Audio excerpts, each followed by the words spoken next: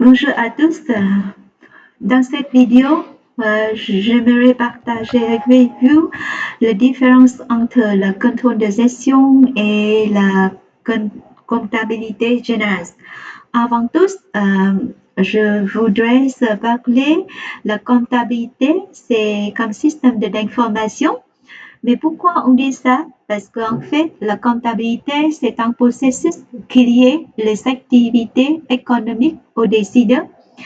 Par exemple, quand il a une activité économique, par exemple, acheter une voiture, acheter une ligne de production, les processus de comptable va calculer toutes les informations, les coûts liés pour cette activité et donner les informations, toutes les informations pour le décider.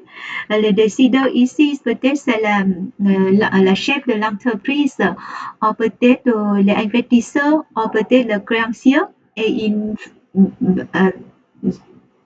utilise cette information pour faire une décision, par exemple une décision qui achète en section, une décision qui lance une nouvelle activité. Donc, la comptabilité, c'est très important. Il y a trois piliers dans la comptabilité.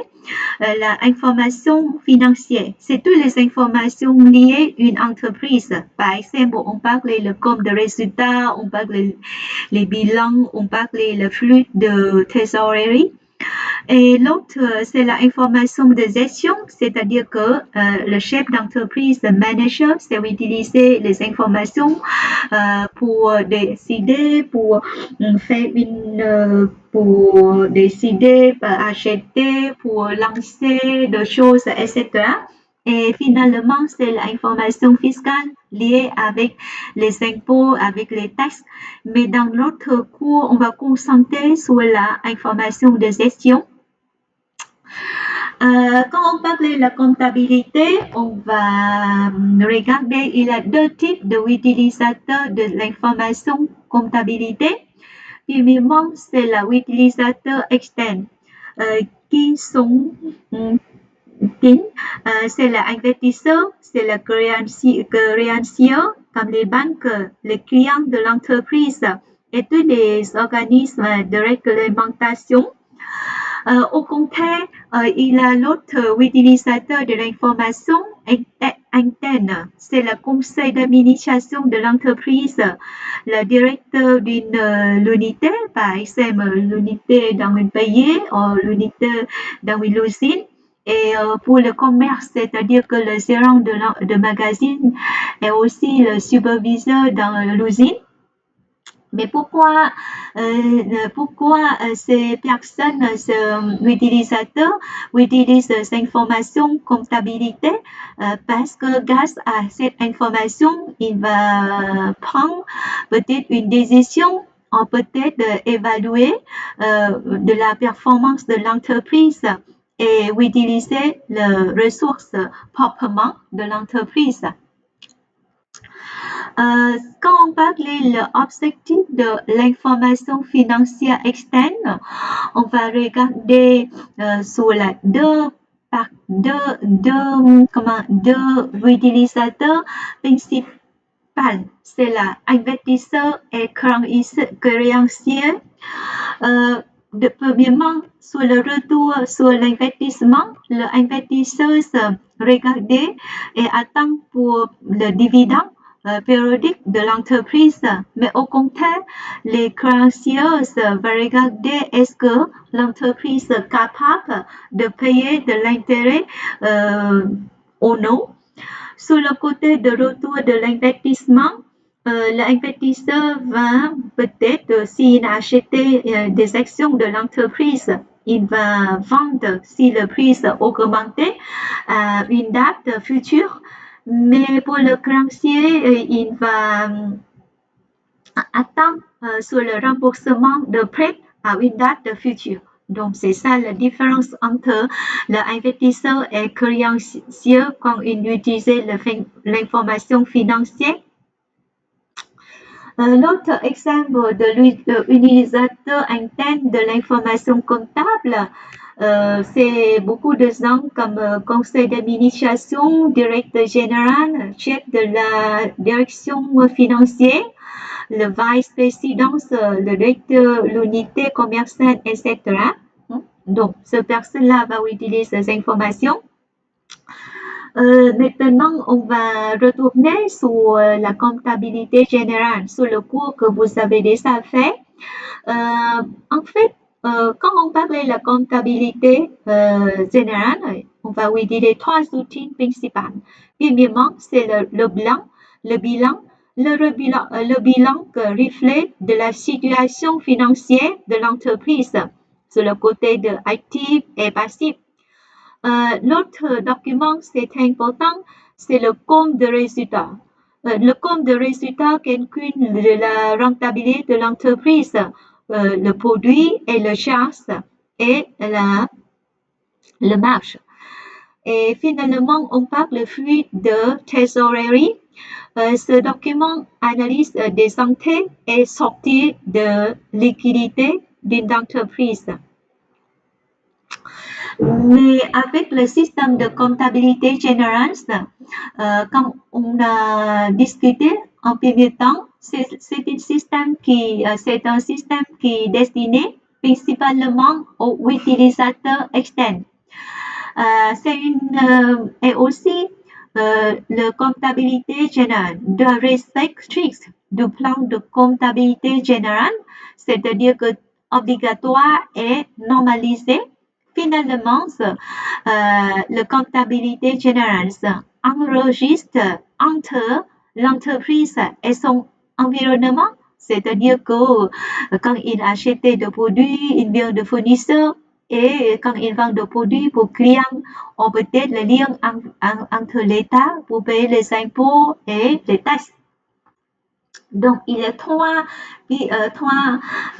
facteurs importants pour la comptabilité générale. C'est là pour l'utilisateur externe, obligatoire et normalisé. Et aussi, c'est enregistrement entre l'entreprise et son environnement. Mais est-ce que la comptabilité générale, c'est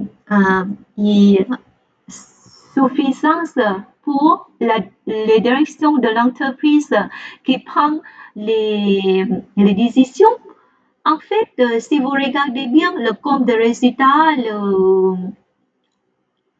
le compte de résultat, le bilan, il ne fournit aucune information sur la performance détaillée par l'activité et par produit parce qu'il part ensemble l'entreprise.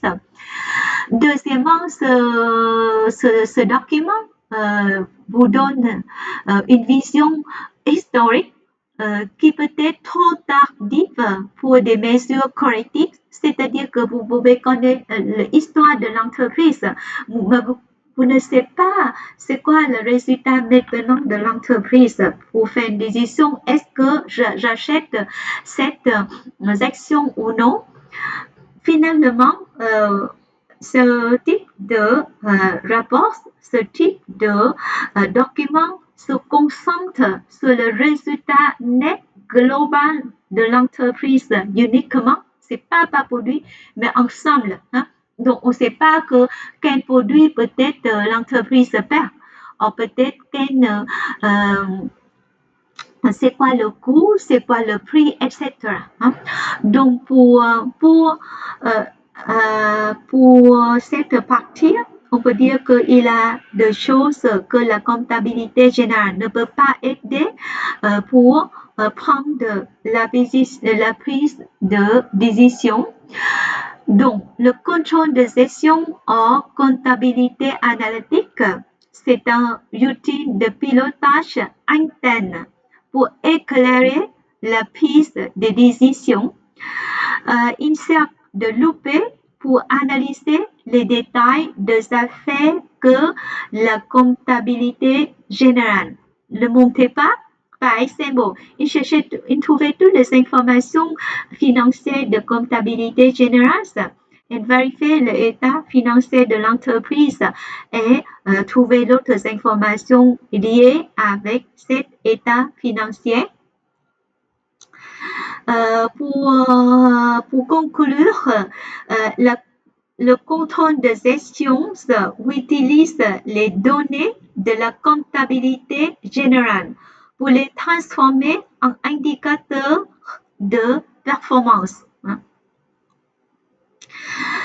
Ici, vous trouvez le tableau comparatif de différences fondamentales entre la comptabilité générale et contrôle de gestion.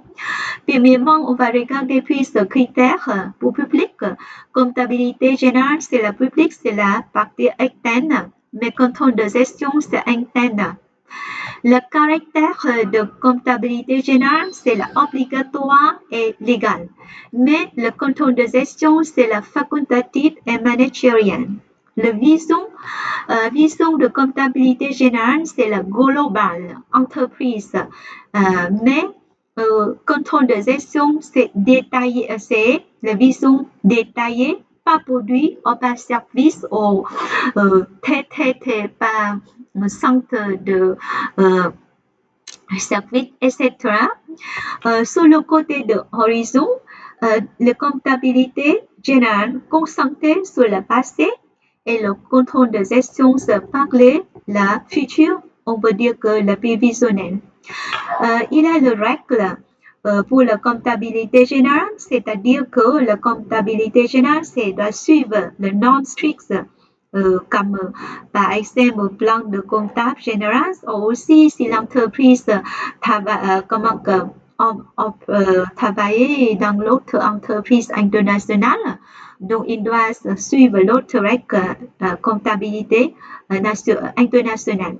Mais pour le contrôle de gestion, il est plus souple et adaptable avec l'activité et opération de l'entreprise. Mais pourquoi l'entreprise utilise le contrôle de gestion? Parce que il doit faire quelques reports. Mais c'est quoi l'objectif de reporting managerial? Premièrement, c'est fournir une aide à la direction rapide, c'est-à-dire qu'on doit attendre après quelques mois, mais on peut faire tout de suite et ponctualité.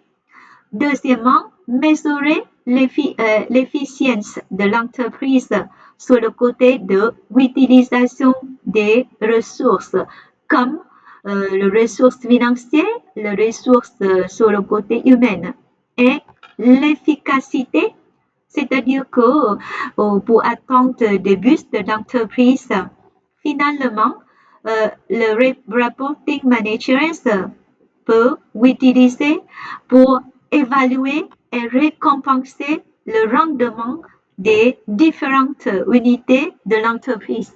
C'est-à-dire que si vous consommez moins, mais vous produisez plus, c'est-à-dire que votre performance est bien, donc on peut vous payer, augmenter le salaire ou la prime à la fin de l'année. Avant pour faire de conclure, on peut dire que pourquoi on doit calculer le coût, c'est quoi le coût et pourquoi l'entreprise utilise le contrôle de gestion, parce qu'il y a le minimum de 4 raisons pour lesquelles on doit calculer le coût. Premièrement, on doit fixer un prix de vente garantissant la rentabilité souhaitée, c'est-à-dire que si votre coût c'est 5 euros, mais vous pouvez penser que vous pouvez vous souhaitez la rentabilité, c'est la 20%, puis que 20% que le prix de vente, donc vous pouvez trouver le prix de vente. Deuxièmement, c'est important pour l'entreprise, c'est décider de maintenir ou d'abandonner un produit dans le portefeuille. C'est-à-dire quoi? C'est-à-dire que si on a peut-être 2 ou 3 produits dans votre magasin, mais il a le produit peut-être le prix de vente très bas et le coût c'est peut-être très élevé. Donc peut-être on doit penser que c'est quoi la marge. Est-ce qu'on continue pour Gardez ce produit dans votre portefeuille ou on peut abandonner. Hein. Donc, troisièmement, on peut parler de choses très intéressantes, c'est la choisir entre fabriquer soi-même ou sous-traiter make or buy. C'est-à-dire quoi? C'est-à-dire que l'entreprise peut calculer deux options. La première option, combien ça coûte si il fabrique et même sur un produit. Et deuxièmement, combien ça coûte pour acheter ce produit bien de l'extérieur. Si, bien sûr, il a l'autre risque, c'est-à-dire que si vous achetez à l'extérieur, peut-être vous ne pouvez pas contrôler la qualité quantité de produits, mais premièrement, on doit penser sur les échanges économiques. Finalement, pour calculer le coût, on doit penser à évaluer l'opportunité de lancer dans une nouvelle activité. Par exemple, si l'entreprise dit ah oui, peut-être on va fabriquer nouveaux produits, mais pour fabriquer nouveaux produits, il doit regarder est-ce que combien ça coûte et est-ce que ça donner de comment la profit ou le perte avec le coût maintenant le coût qui s'élevait, etc. Donc, c'est très important de calculer le coût, tous les produits, tous les services dans l'entreprise, mais pas seulement ensemble, mais par produit et par service. Avant ça, j'aimerais partager avec vous la notion de prix et la notion de coût. C'est quoi le prix? C'est le prix, c'est la valeur d'une transaction monétaire avec un tiers extérieur. Par exemple, si vous voulez acheter quelque chose, donc vous devez payer avec un prix, par exemple, quelques dollars ou 100 dollars ou 1000 dollars, etc. Mais le coût, au contraire, c'est la somme de charges relatives à un élément interne. C'est-à-dire que le vendeur qui vend ce produit pour vous, il doit calculer combien ça coûte pour obtenir, posséder ce produit avant qu'il vend pour vous. Par exemple, ici, on peut penser à le prix d'achat ajouté avec le coût de transport, avec le main-d'œuvre direct, on va le coût d'achat total d'une entreprise. Hein? L'intégrité de l'information comptable, pour le comptable général, c'est l'importance des normes, par exemple le GAAP, le IFRS et du contrôle interne. Et ici, on parle le rôle des audits pour garantir que l'information fiable.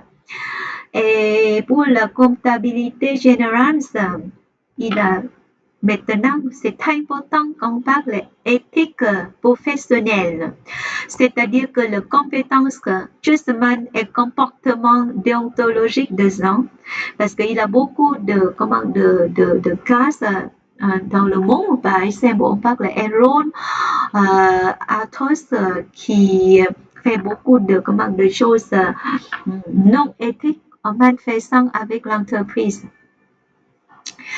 Les enjeux de gouvernance et éthique, il y a les échecs historiques comme Enron, OneCom rappelle les risques liés aux fraudes financières et la responsabilité des dirigeants est engagée sur la qualité et la transparence des comptes.